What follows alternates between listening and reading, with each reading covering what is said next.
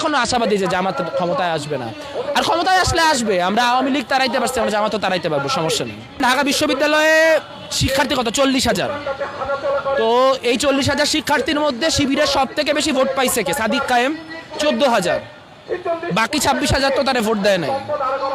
ও তারা প্যানেলে কত ভোট পাইছে? 9,000, 10,000। তাহলে বাকি 30,000 তো তাদের ভোট দেয় নাই। তাহলে মেজরিটি মানুষ এখনো শিবিরকে ভোট দিতেছে না। এটা হচ্ছে বাস্তবতা। বাংলাদেশের মেজরিটি মানুষ কোনোদিন জামাতকে ভোট দিবে না।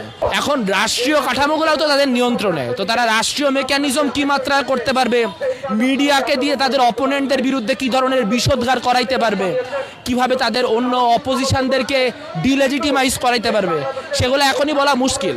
তবে বাংলাদেশের মানুষ এত বলদ না আর কি। মানে জেনজির একটা মুশকিল হয়েছে, জেনজি তো শিবির জামাত দেখে নাই, তো যার ফলে তাদের মিঠা মিঠা কথায় তাদের কনভিন্সড হওয়ার একটা কারণ তৈরি হয়। কিন্তু বাংলাদেশের অধিকাংশ মানুষ তো জামাত দেখছে, জামাত যেই সময় লেজিটিমাইজ ছিল সেই সময়ও তারা দেখছে।